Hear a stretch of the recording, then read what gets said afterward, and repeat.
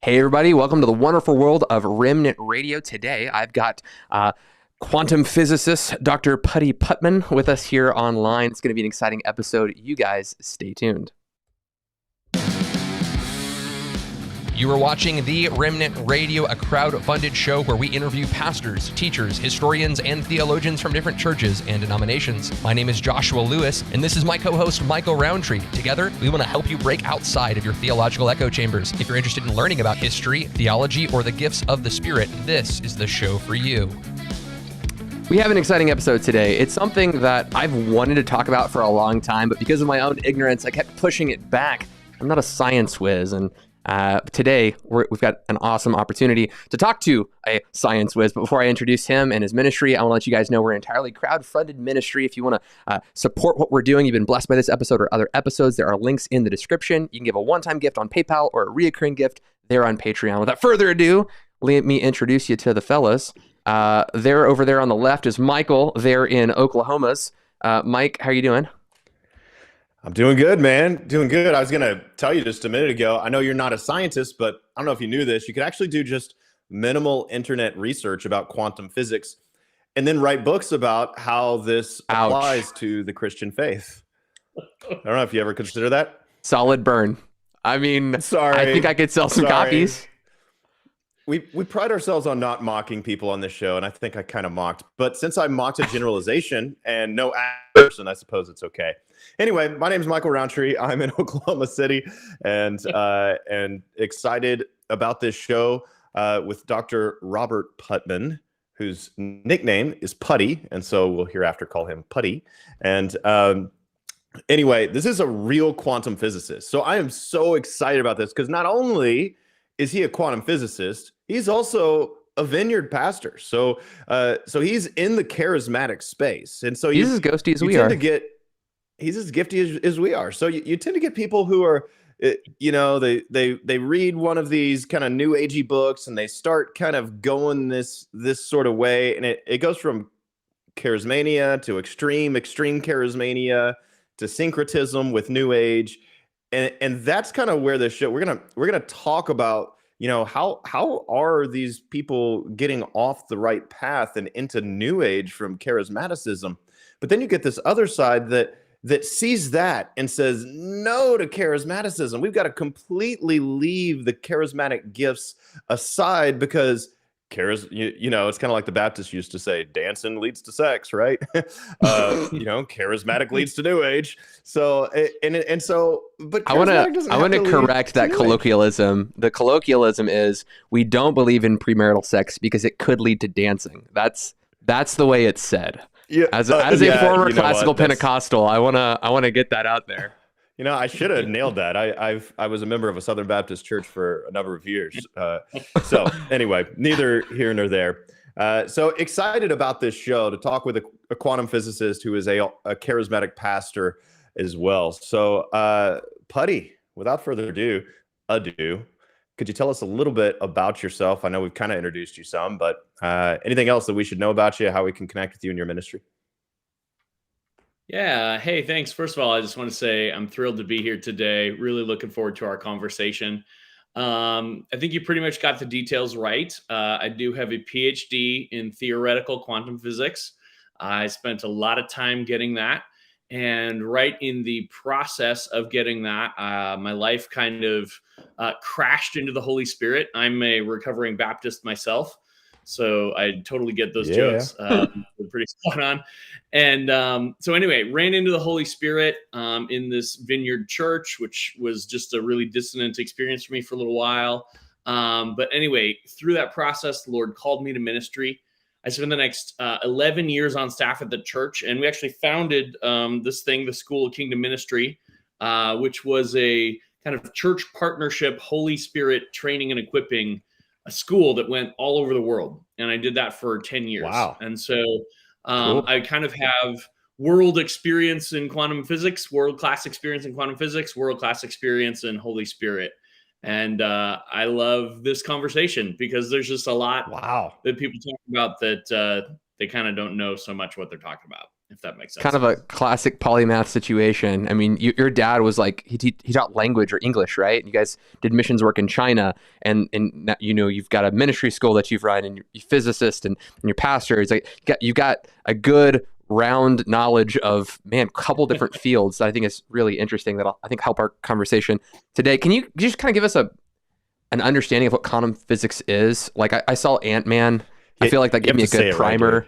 Quantum. But can you explain to me what quantum physics is without Marvel references? Well, maybe you should use Marvel references as frequently as possible so I can keep up. Sure, yeah. Well, I'll give my best shot at least. So quantum physics is a branch of physics that describes the world in general of the very, very, very small. At the turn of the 20th century, so early 1900s, physicists started sort of bumping into some weird things in the corners of science. And what they realized eventually is that atoms work very, very, very differently than the normal stuff that we're used to. And the calculational framework that they use to understand that and to be able to predict how it would behave in various experiments is this thing that we call quantum mechanics. And so quantum mechanics is the world of the minuscule, the world of the atom and smaller. And it is a bizarre and strange world where all kinds of things work in ways that feel extraordinarily counterintuitive to us. This is the part Marvel gets right, that the quantum world is weird. They add a lot. They add a whole lot to it. It's sort of 1 part accurate and 10 parts comic book. But there's just a lot that sort of goes on in that world, which is really counterintuitive and strange. And so there's a whole lot of reflection on that and trying to interpret it and understand what it might mean for the way we understand the world and our lives and so on. Okay. So, Putty, you have quantum physics, then you have people like Deepak Chopra, if I said his name right, talking about connections with Eastern mysticism, and then you have charismatic Christians coming in and trying to talk about astral projection and 0-point fields, and they're trying to make these connections. Could you help us understand maybe just what you have observed? Christians, actually broader than Christians, how are people falsely applying quantum physics to religion and spirituality? Yeah, that's a wonderful question. So quantum mechanics falls within the branch of physics, and physics is a calculation-oriented science. So anyone who's taken a physics class, high school and or possibly beyond, has run into the fact that if you're not doing math, you're not doing physics. And quantum mechanics is a branch of physics that looks like a calculational framework. It's a set of rules, a set of equations that can be set up with various conditions, inputs, and so on. And you can turn the crank mathematically and predict various outcomes of various experiments, hypothetical scenarios, and so on. Now, it turns out that because those rules are strange, they can, in different situations, produce all kinds of strange outputs. You can have particles that can do what's called quantum tunneling, where they kind of teleport through walls. You can have particles that can be in 2 places at once. You can have things that go from point A to point B, not along one path, but simultaneously traversing all possible paths to get from point A to point B. You can have all kinds of incredibly strange and incredibly bizarre things that can be the output of that calculational framework. But the thing I want to underline is quantum mechanics is a calculational framework. If you're not doing math, you're not doing quantum mechanics. Now, what happens is there are people who are interested in spirituality. Some of them Eastern oriented, some of them Christian, some of them other things, I'm sure, too. And what happens is sometimes someone who's interested in spirituality will pick up a sort of coffee table book on quantum mechanics. And they'll read, here are some of the interesting and the bizarre things that happen in the world of quantum mechanics. And in that, they'll see some parallels to some things that they have some degree of expectation of or understanding of as a result of their spirituality.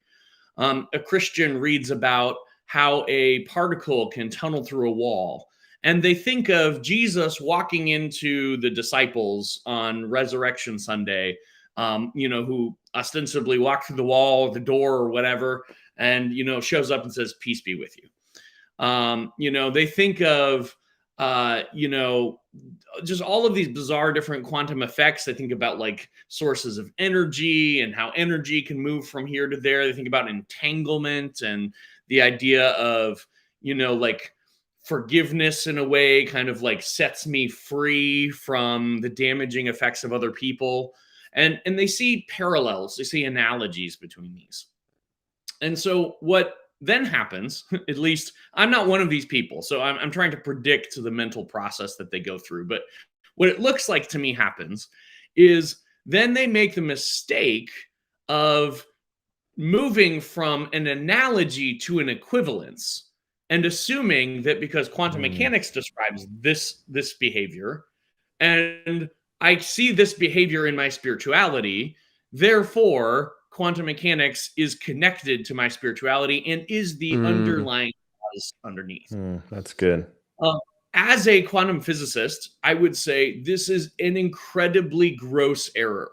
To someone who's trained as a physicist, this makes you look like you are incredibly ignorant, like you have no idea what you're doing, because you don't. Because quantum mechanics is a calculational framework. And the outcomes are the result of crunching a bunch of math and numbers and working within this calculational framework. But if you don't do any of that, you're not doing quantum mechanics. And what happens is people kind of see an analogy. There's no calculation happening at all. They sort of reason by analogous concept. And then what they're actually doing is they're kind of hijacking the authority of science to justify their spiritual beliefs, to say, hey, you know what? Like quantum mechanics says it's true. I told you science and faith weren't contradictory. Look, you should believe me because it's cutting edge science. All of it from a trained physicist point of view is like ignorance stacked on top of ignorance. You're not doing quantum mechanics. You're reasoning by analogy. And that's not to say that reasoning by analogy is entirely wrong.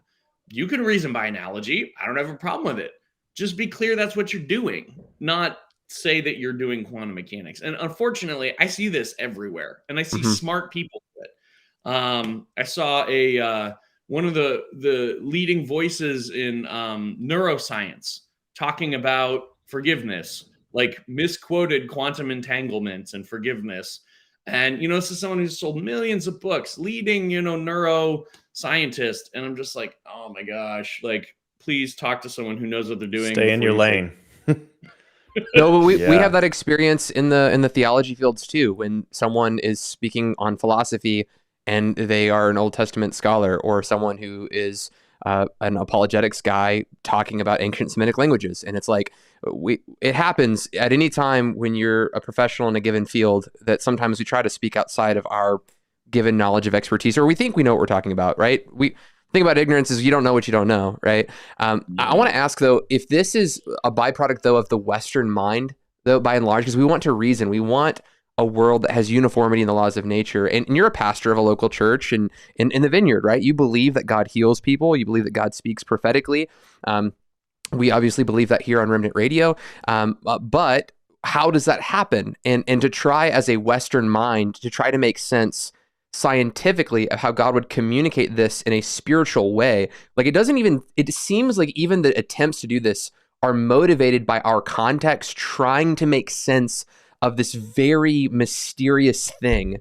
And quantum mechanics claims we're weird. And we're like, great, we need a weird explanation because we got no make sense of that. Is that a fair leap? Do you think that these are well-intentioned people that are just trying to make sense of the world around them? Yeah, I mean, I don't blame anybody who's, trying to make sense of the world around them, and particularly the people who are trying to sort of like link this up with Christianity and do it in with a goal of like, advocating Jesus is great. Like, Hmm. of course I'm not going to be upset. I think, I think that it's well intentioned. I do think you're right that our Western context makes us like science has actually become the sort of trusted authority of the day. That's kind of falling away somewhat as we're slowly drifting more towards postmodernism. But by and large, like the scientific method and what gets thrown around as quote unquote scientific fact. Please never use that term.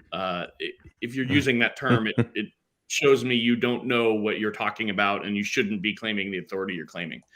But like science is the sort of trusted source of authority. And so, of course, it's appealing to say, like, look, hey, the trusted source of cultural authority actually backs up Christianity. Who wouldn't want to make a claim like that? Like that would be a really positive thing to be able to say. And so I think there's kind of a few things, like some of it is apologetics oriented. And then another part of it is just that, like, yeah, our Western worldview, like we believe in the material world, and anything that's not somehow linked to materiality feels somehow less real. Mhm. It's like we could say like, oh yeah, I believe in the spiritual realm, but sort of the asterisk in our mind is that like, and somehow it's less real than the natural realm. We never say that part, but that's often what's sort of back there somehow. And this reveals itself through all kinds of things, like our general expectation that the spiritual realm doesn't intersect our material lives. Like, if that's what I think, like if I don't expect on an average day to intersect the spiritual realm in a meaningful way, then I probably think it's less real than the material realm. Yeah. And so, some of this is actually attempting to sort of like find a way that I can fit faith within the sort of mindset that I can, think within and feels comfortable. And or is also an attempt to try to make the spiritual realm feel less ethereal and less unreal and more connected to the material realm, which feels very real to me. And so, I think a lot of those, actually, the motivations for many of them are good. I just don't think this particular road is the way to address those kinds of issues, if that makes sense. Yeah. Okay. Now, Putty, I want to come back to earlier we were talking about traveling through walls and particles that travel through walls, and therefore Jesus can travel through or that there's a not just an analogy here, but actually the suggestion that this is how Jesus in his resurrected body went through a wall was through quantum physics. Of course, what we're saying biblically, there's zero grounds for that. Somebody has to go outside of the Bible and just decide that's what it means. I loved what you said about this. There might be an analogy. Hey, just like, this goes through walls, Jesus went through a wall. Okay, sure, there's an analogy, but is it the equivalent? Now, one of your responses was, what we have to be careful about is if we're not doing math, we're not doing quantum mechanics. And so I want to offer some pushback and try to enter into the shoes of a contrarian on this for a moment and just say, Yeah. okay, well, how do we know there weren't math equations associated with Jesus passing through a wall? Just like you might be able to write out a math equation that explains how a particle goes from here to there, and there's a wall in the middle. You could feasibly do it if you were as smart as Putty Putnam. You could feasibly calculate how Jesus walked through a wall. We just don't have all the numbers and the calculations to do so. I just believe quantum mechanics is Hank behind Penn it. could do What would you it. say? It's another Marvel Thanks, Josh, for the reference. clarification. What would you say to somebody who says, well, I think math's involved, I'm just not smart enough to figure that out? Sure. Yeah. No, that's fair, right?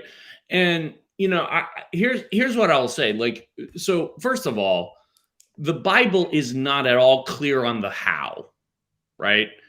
So I'm not saying that it's not possible that God did do some of these things, or maybe all these things, through quantum mechanics. What I am saying is we can in no way assume that or jump to that conclusion. Hmm.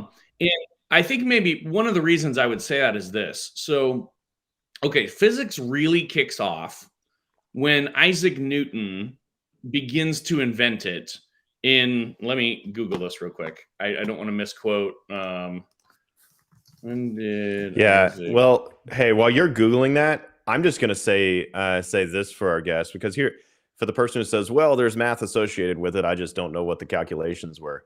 I'm going to say, well, maybe you shouldn't actually appeal to quantum physics as an explanation for truth if you can't do the calculation, if you can't actually do the math. So if you're not smart enough to figure out the math behind it, don't appeal to it for truth. Besides that, even if you technically were smart enough, what we really go to truth for is the scripture. And for anything else doesn't mean that there's not truth. I can look at the sun and I can make natural and scientific observations, and those can be true things. But my rule for life and godliness is the scripture. And so I would really, like I said, come back to, I love what you said about the analogy versus the equivalent. All right. Sure. I gave you, I bought you some time. You bought me enough to Google. Search. Thank you for that. Okay, so let's lean in on this possibility a little bit. Okay, like you're right. I kind of just like very quickly said that's silly. Let me show you why. Okay, so there's a whole bunch of problems that begin to unfold once you start walking down this road. The first is the average person is not at all attuned to how hard it is to find your way into a scenario where quantum effects become easily observable. So I just Googled it. Ballpark 1665 is when Isaac Newton begins to invent physics, more or less. Okay, the first real evidence that the community of all scientists working on all of this stuff happens that eventually turns into quantum mechanics. The first evidence of that shows up right about 1900. So it takes the entire scientific community nearly 250 years before they find the first littlest evidence of quantum mechanics. If quantum mechanics caused things at the everyday scale that we're used to, it would not take 250 years to find the tiniest little trace of it. Now, I'm not saying, again, that it's not possible that these things aren't somehow linked. What I am saying is, if they're linked, in Putty's professional opinion, it's a bigger miracle that God did it through quantum mechanics than it would be if God did it around quantum mechanics. Like so let me just kind of give you some of to kind of go to another analogy. The one the neuro scientist mentioned about, and her kind of statement was something to this effect. They were like, when I forgive someone, I release the quantum entanglement of my mind and their hurt. And that's what allows me to move forward. Okay.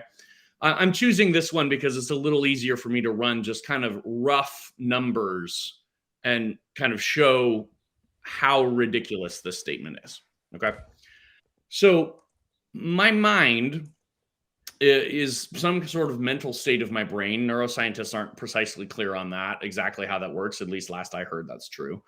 But I can tell you right now that my brain is a couple of pounds of matter, and as such has on the order of Avogadro's number, which is 10 to the 23rd atoms floating around in there. Okay. So 10 with 28 zeros number of atoms is the kind of thing we're looking at with our brain.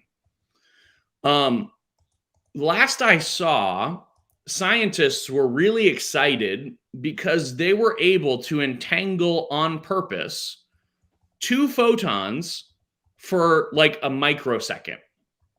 So they were like, we're really pumped. We were able to take 2 photons and to get them to stay entangled together for 1/1,000,000th of a second before it fell apart. This is the cutting edge. of the scientific community. 2 photons, a millionth of a second before it falls apart.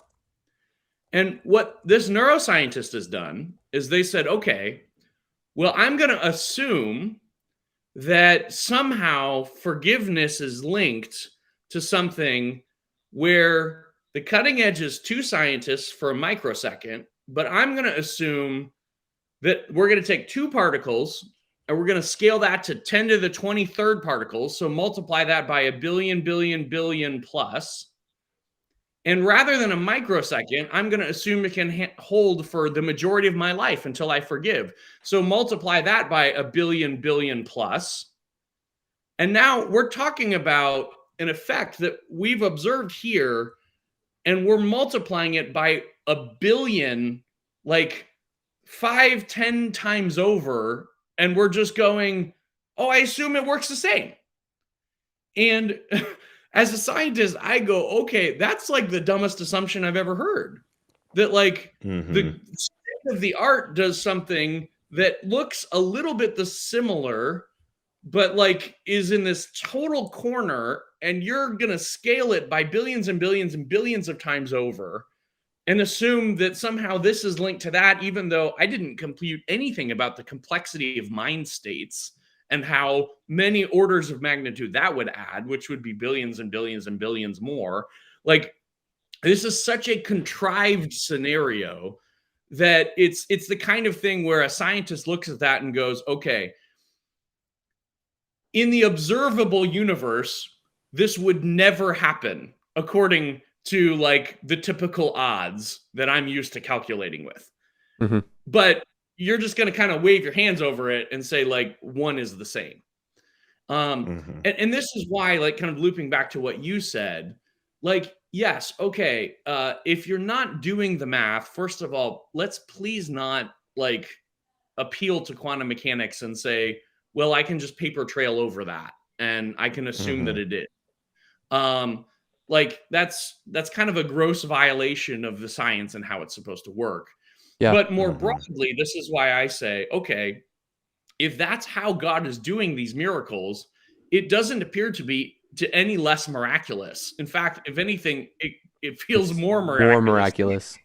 Because it's like the odds of this working out this way are so ridiculously never, ever going to happen that I kind of go, okay, well, what did you accomplish by appealing to quantum mechanics for this? Like, God would have to have his hand on every single particle, setting every particle in Jesus's body up and every particle in the wall up at exactly the perfect scenario so that this kind of thing could happen. Like, that would never happen subject to God controlling just ridiculous things that are no less miraculous. Yeah, so you're trying to define a miracle by something that violates the laws of nature, and by using quantum physics as a loophole to make sense of it, you're not making it less miraculous. Like, oh, now I understand it. No, you're making it more miraculous because it's more difficult to believe that on a quantum level this could happen because there's more hoops that it would have to jump through necessarily. That's what I hear you saying. Is that right? Yeah. Okay. Yeah, no, that's exactly it. And I would add to that if I'm wrong, and this is actually a manifestation of quantum physics, and it's not as extremely out of the box as I'm claiming it is. If I'm wrong, then in Christianity, we've shot ourselves in the foot anyway. Because what we've really asserted by saying these things all happen through quantum mechanics is we've actually asserted that God isn't acting in a way that transcends nature. Right. We've asserted that God is just more clever within nature than we are. That's good. And that's a great point. In my opinion, a pretty problematic claim, because the Christian faith is not like pantheism or panentheism, where we're saying God lives within the universe and not beyond it. We believe in a transcendent God, one that can go beyond the universe. And so I actually think we undermine ourselves when we start doing this. Because we're saying, well, actually, God's acting within nature, not God is transcending nature. And That's good. Let me ask you some questions, yeah. because I want to get into some of the particulars that are often used. We want to talk about 0-point energy. We want to talk about the double slit experiment, and talking about how things, when they're perceived, they can be viewed as a wave or as a particle. And I also see this great question from Luke Lorenz. Luke, I see your question. I would love to ask it here in a moment. But let's just start with some of the basics of quantum physics. It's often quoted. Let's talk about the double slit experiment and that whole particle wave ideology, and explain the position, and then I'll toss, or me and Michael will toss a theological idea at you, and you can kind of squish that with quantum physics. Sure. Okay, the double slit experiment is one of the classic things that is like sort of one of the first things that scientists ran into when they were developing quantum mechanics, and one of the first things you study when you begin to explore the field. The idea is basically this. So it turns out in the quantum, in the area of conditions where quantum mechanics is the right calculational framework to be using. And let me just asterisk and note what I just said there. In the right conditions where quantum mechanics is the right framework to be using, not every condition is the right conditions for that. Another one of those things that we just kind of hop over. But in the right conditions, it turns out that the things that we think of, and we tend to use analogies of what we call particles to describe. The most obvious of these is what we would call the electron, the little thing that we sort of picture in our mind as zipping around the outside of the nucleus of an atom. It turns out that when that picture that we tend to have, which is this is a really, really, really small billiard ball. That's kind of what we tend to picture in our minds when we think of particles. That picture begins to break down, and it gets unclear whether this thing acts like a billiard ball, a really tiny billiard ball, or whether it acts more like what we would call a wave, which is, you can kind of think of a wave on the ocean, might not be a bad illustration, although there's many others as well. It turns out that in our big scale part of the world, things are pretty clearly either one or the other.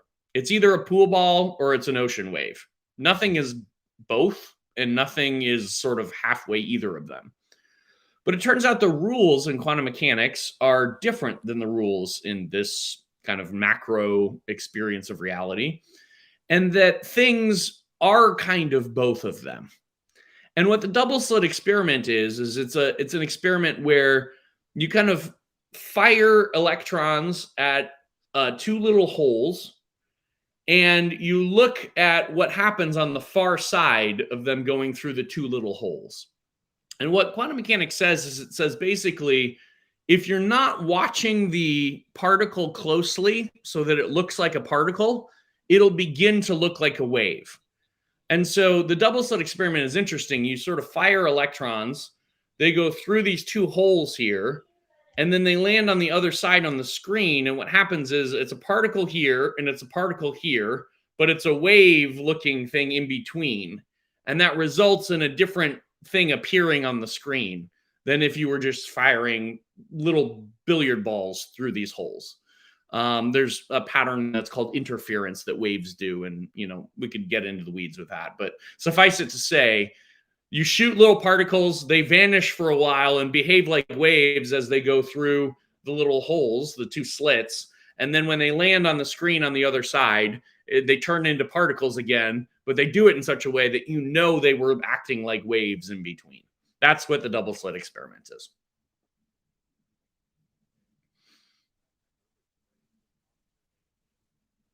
Oh, sorry, I muted my mic since Michael's not jumping on the tail ends of that. Hey, sorry, I muted mine. So you were actually talking, and I was waiting for you to talk. I was talking, but yeah, whatever. You went last, so I guess. Remember that turn. Remember that one time that I sent the camera on you, and you weren't ready to talk, and you were like, "Why do you always cut the camera to me?" You mean like that 100th time? But anyway, so I've heard this statement that observation determines the outcome. Are you familiar with that phrase? What is its relationship to quantum mechanics? Sure, right. So in quantum mechanics, this is getting to that idea of what I just described here. In the space in between, when you look at the electrons again, they act like waves. But when you get to the end point where you measure where it is, in this case by looking at a screen, but there's other things you can do too, then the electron doesn't behave like a wave. It shows up somewhere concrete, like it's a little pool ball. And the idea is basically this, that like by observing, somehow I take this weird electron, which is sort of smeared out over space like a wave. You know, a water wave, if you say, where is the water wave? You can say, well, it's kind of in this general area, but you can't really say like it's exactly there because a water wave is smeared out. The electron is sort of smeared out in the in-between time, but then when you observe it, when you say, where actually is it, the smearing out stops and it shows up in a concrete place. That's what they're referring to when they say like observation, you know, creates whatever. You know, it gets phrased all kinds of different ways.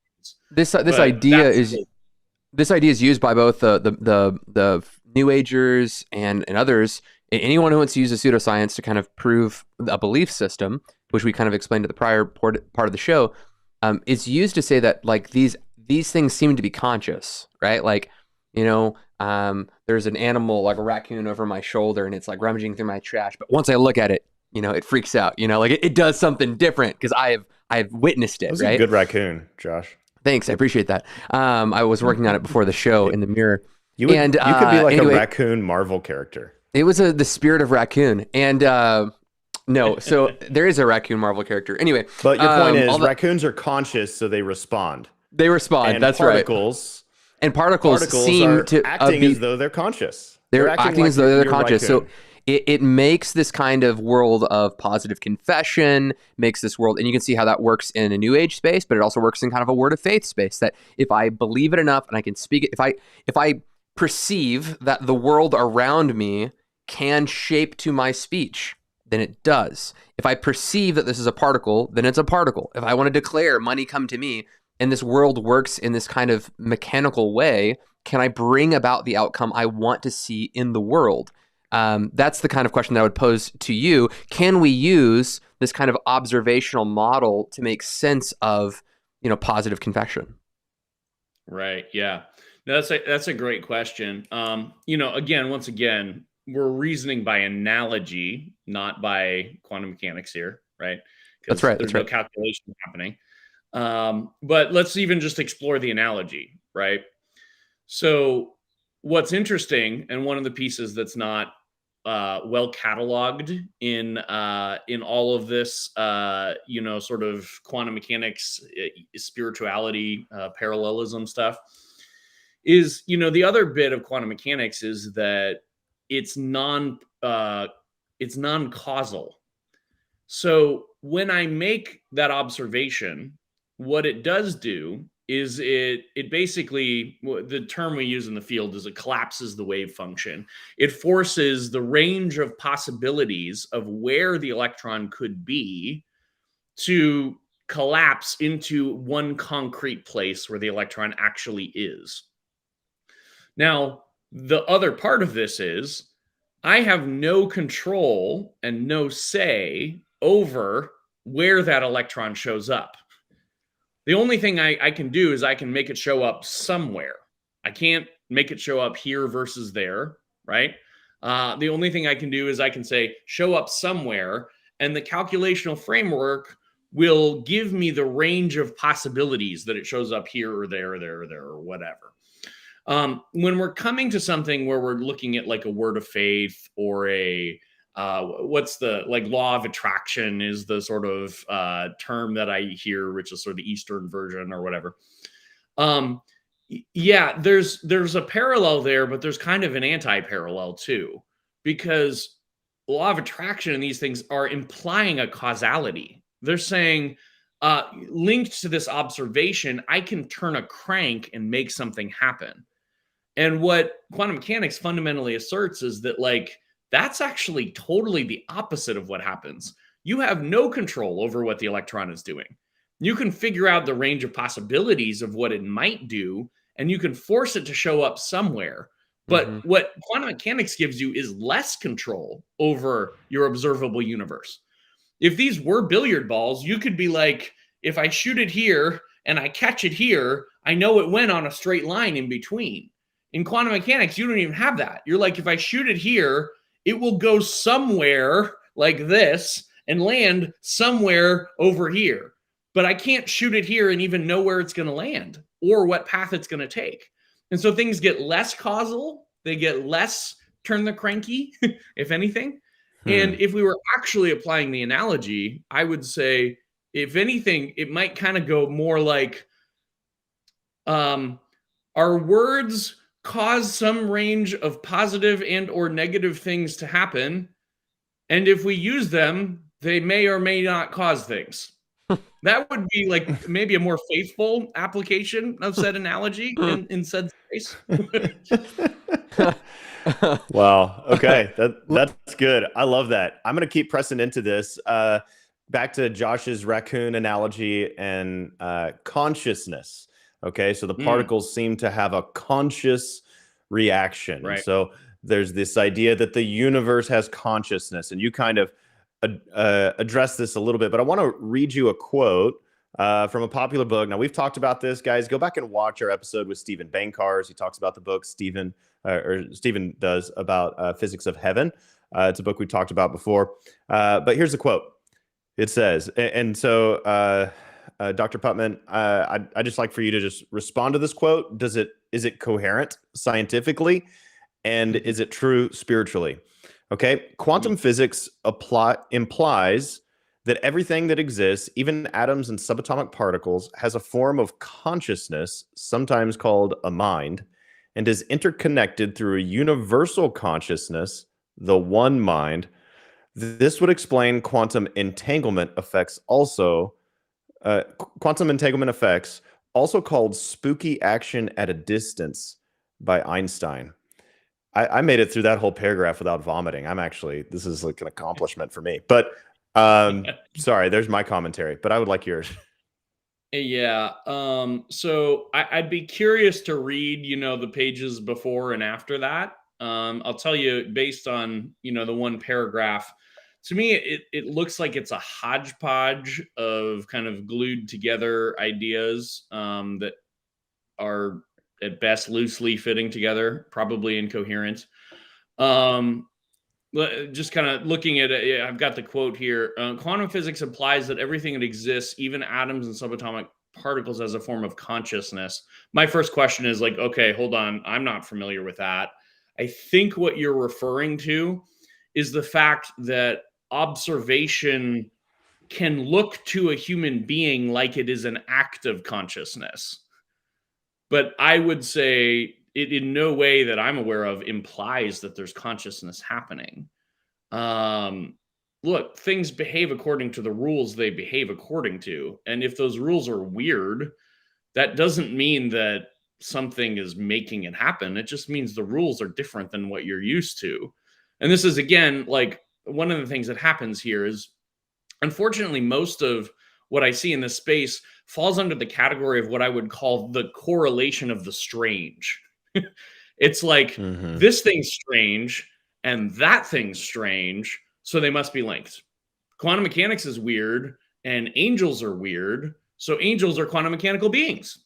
Like, and it's like, no, not everything that's weird is correlated. And, that's sort of a little bit what's happening here. Like, the collapse of a wave function in observation is weird. Consciousness is weird. And the way that consciousness in our experience results in selecting of specific options within ranges of possibilities, that's something our consciousness does.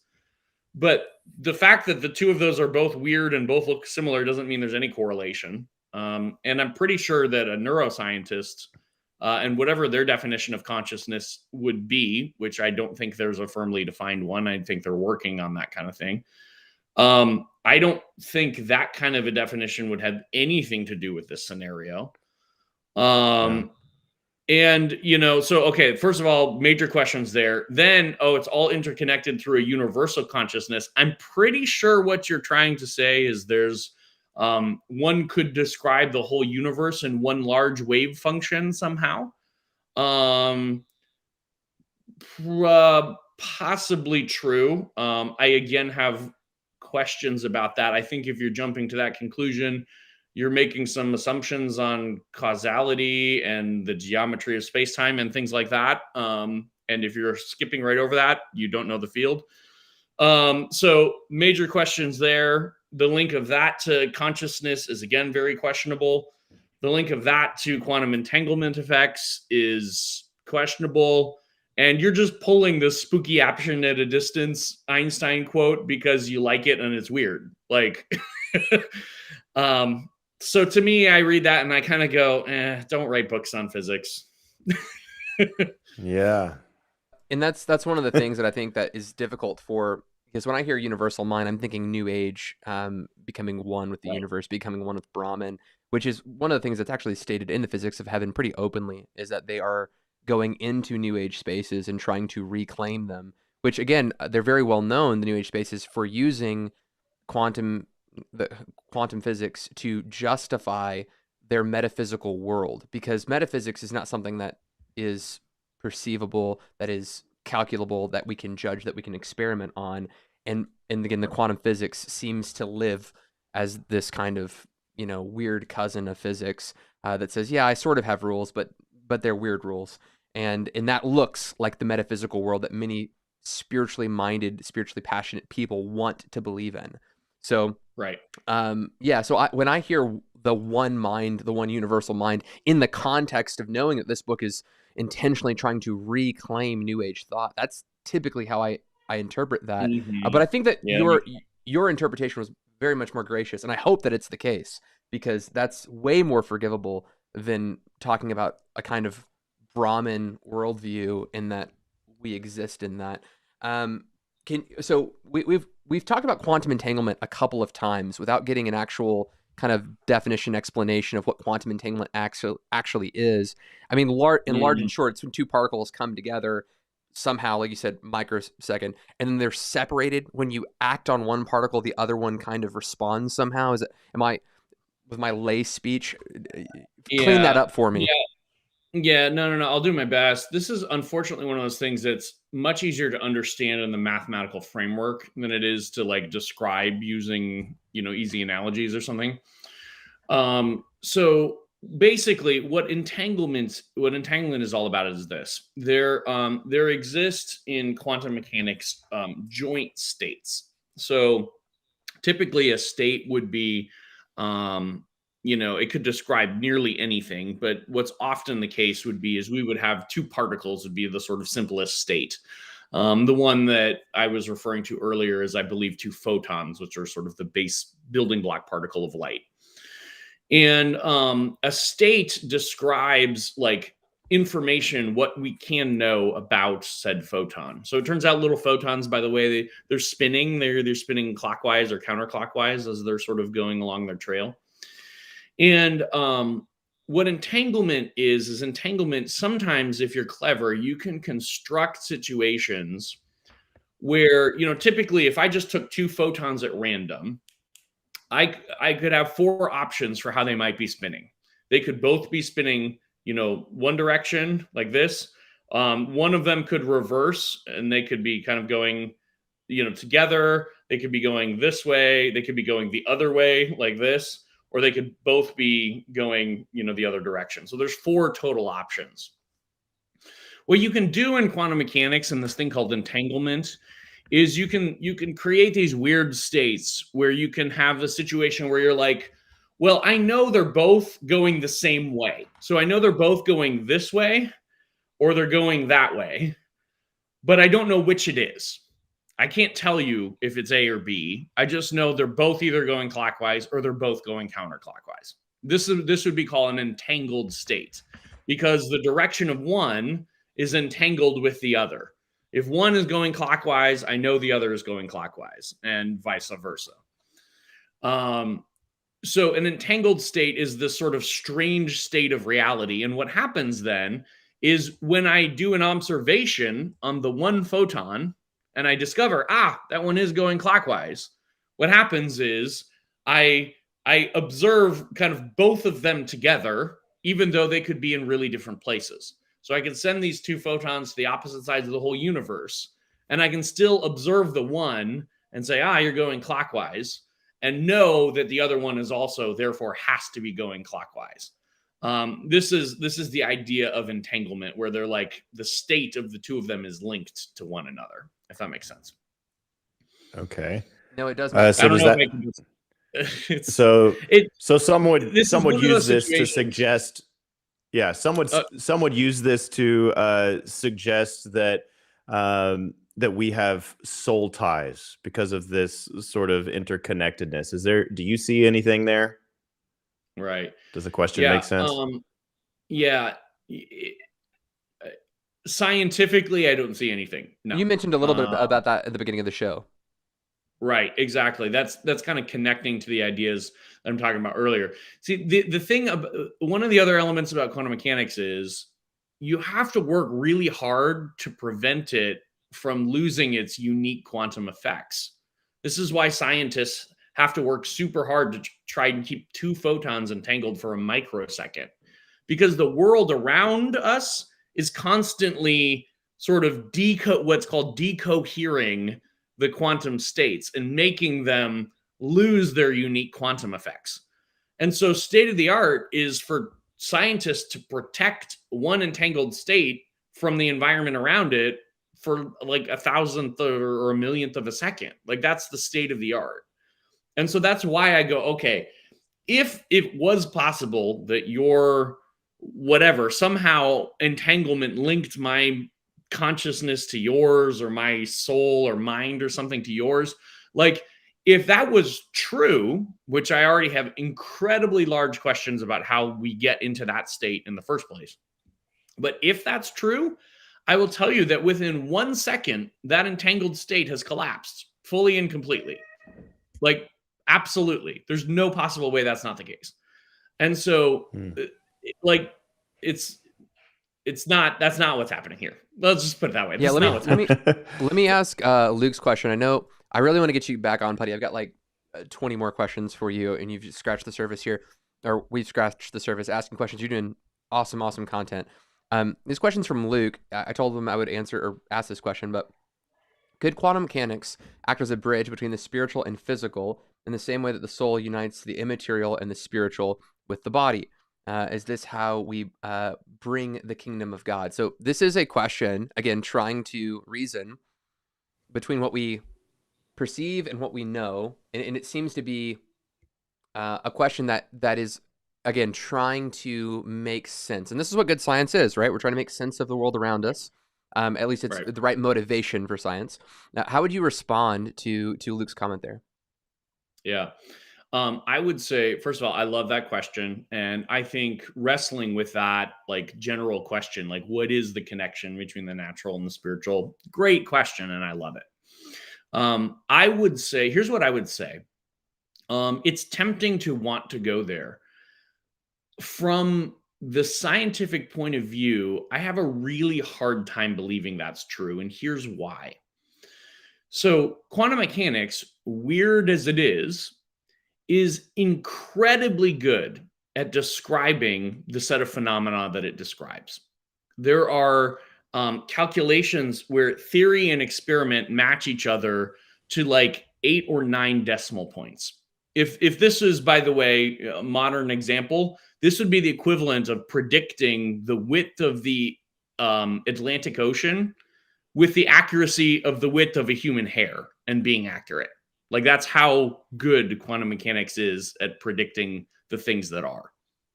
So if quantum mechanics was the bridge between a natural world and a spiritual world, then the way it would be working would be running into things in the spiritual realm that would then be feeding through the bridge of quantum mechanics and creating natural effects. But if quantum mechanics is so accurate without any accounting of the spiritual realm that it can predict the width of the Atlantic Ocean, to the range of accuracy of a human hair, like the spiritual realm I read about in the Bible is not that vacant. It's very alive. It's very active. There is a whole lot happening there.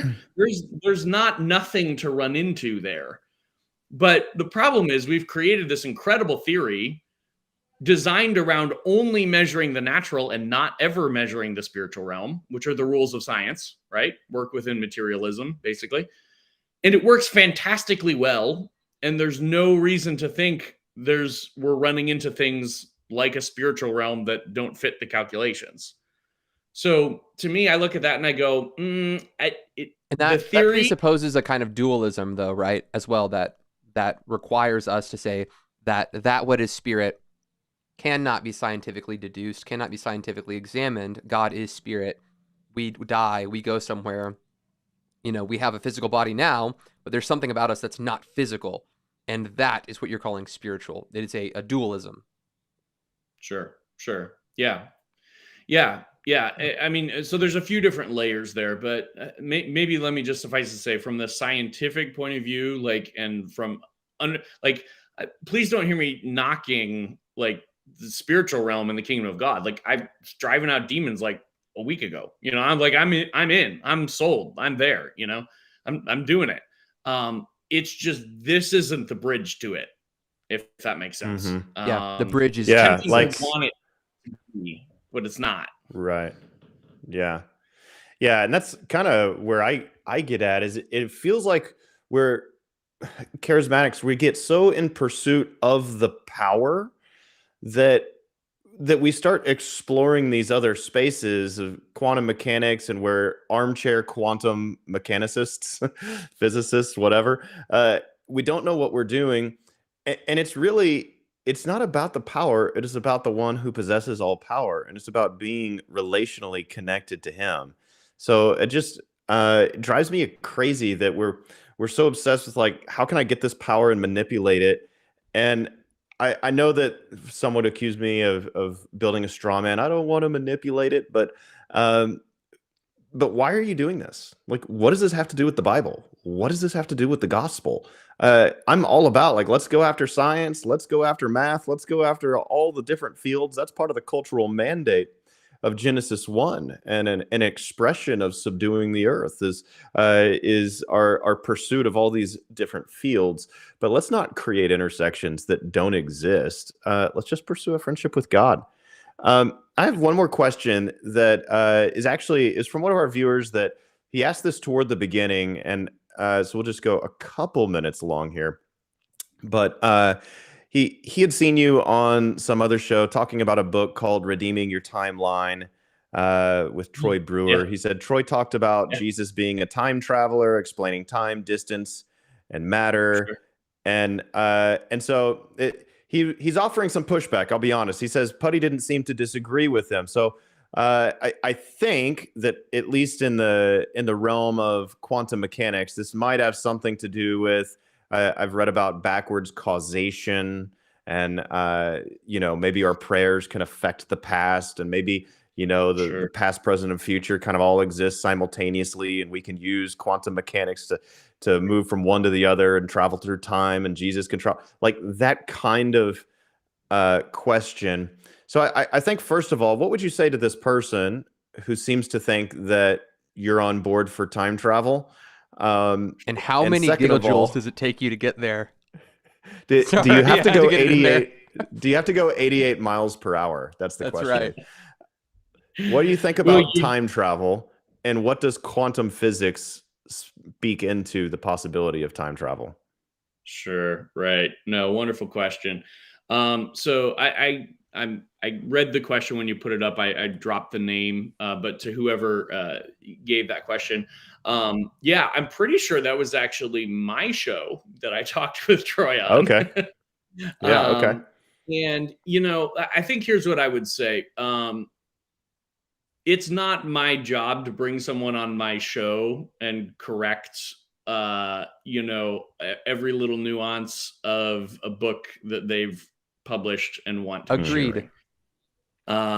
So please don't read whatever conversation that was as indicative of what I do or don't believe in this area. And I'm particularly not going to do that when I'm invited someone on my show where I'm an expert in a way the other person isn't. That's not cool. But, Let me to invite talk you on to about beat Jesus, you up. We've done that before. right? Like, I'm not into that. Yeah. And besides, there are all kinds of different layers that are happening here. So first of all, like, Jesus and time is really important for us to make sure that we're really clear that we're talking about someone who is not in any way in any other category that the created order exists within. Mhm. So, if we're going to talk about what Jesus is doing with time, we're talking about the one who's the Alpha and the Omega, the beginning and the end, who is the beginning of time and the end of time, and relates to time somehow in the very complex way that God does, even though somehow he's a human being too. That's all very strange and different. And I think it's really important to realize, like, okay, we're talking about the one who claims to be the end of time. And it might be that the rules that he interacts with time with are a little different than everyone else. I think that's probably fair. Amen. To Yeah, I say agree. that's the case. And so let's just admit that Jesus is unique in the conversation of time and how time works and how the spiritual realm works and how science works. Now, to lift the conversation of quantum mechanics and time, off of the unique person of Jesus, with whom we can only reason by analogy and things like that anyway. Quantum mechanics does have some interesting things that are it's wrestling with time right now. I think that's actually maybe the right way to say it. Einstein has told us some interesting things about time. Quantum mechanics is telling us some other interesting things about time. It's actually a little bit unclear how to reconcile all of that. Tony Stark has some really good inputs. Tony Stark has thoughts, as do the rest of the Avengers, or some of them, maybe Bruce Banner. So, there's some interesting things being wrestled with there. Here's what I will say. If quantum mechanics is able to produce time travel, I will be shocked if it's anything larger scale than we were able to make an atom go back in time a microsecond, or something Right. like that. I don't know if it'll be possible or not. I'm not going to try and predict the future. And I haven't been keeping up with the latest research on that. I know Google has what they call a time crystal, which seems to exhibit some effects of something that looks somewhat like that. But I wouldn't be getting our hopes up for a DeLorean based on quantum mechanics. Maybe I'll just put it that way. What about a Scott. telephone booth? What about a telephone booth? What about a hot tub? That would be nice. That would be nice. But basically, we can't use quantum mechanics to speak into. Let's say, for instance, I've heard it said that like our prayers, I could pray today for the Apostle Paul's mission and affect him and the success of his mission via quantum mechanics. I'm going to go with no, like a for sure no, and I know nothing about quantum mechanics. But what would you say? Yeah, wrestling with that question as a whole is a crazy question, right? Because I would just say, why are we even going to quantum mechanics there? I mean, I think wrestling with how does God and time work is already complicated enough. If you're reading the scriptures carefully and you're thinking about what it means to be the one who was and is to come, there's already a lot of interesting time things happening there. But I don't think quantum mechanics is adding anything to that conversation. No, I'll put it that way. Excellent, guys. Hey, at this point, I've got to cut off the discussion. We've got to wrap things up. I would love to get you back on if you're interested in coming back on, because there's a lot more questions I have for you, and our audience had great questions that I have flagged, and I'm adding to my list. So if your question wasn't answered this time, maybe we can get it when Putty comes back on, maybe for a future episode. But I want to remind everybody, there are links in the description if you want to support the ministry, both on PayPal or on Patreon. But before we wrap up, I'd like, Putty, for you to just kind of give us a way for people to connect with you, your ministry, whether that's, church, books, material, where's a great place for them to contact you, to maybe have you come out and speak at their church, that kind of thing. How do people get in contact with you? Yeah. Oh, thanks for that. I appreciate that. Probably the easiest place would be my website, which is just putman.com. Putty like silly putty, Putty, and then Putman, Putman.com. I write actually quite a bit of articles up there. Some of them are in this category. Some of them are just in all kinds of different categories: theology, leadership, Holy Spirit ministry, faith and science, all of it. So I write a lot up there, and I publish stuff up there every other week or so, at least. And so I would say go there, subscribe to my mailing list where I'll send you stuff. And if you like it, reach out. You'll have my email address then, because I'm sending you emails all the time. You can find me on Facebook as well, but I'm not super good on Facebook. Website's the way to go. Awesome. Hey, thank you so much for coming on again. I really appreciate it. Yeah, man, that was awesome. We'd love to have you back. Okay, well, Okay, thank you guys. I thought Michael had more to say than thanks. Now you're making it a game, bro. Yeah, I mean, you started guys it so much. Thanks so much. Hit that like button. Hit that subscribe button. We'll see you on Wednesday when we're talking about the Antichrist spirit. What are you doing? You didn't realize I'm miming him. I just realized it. You always wanted to be me. I get it. Oh, guys.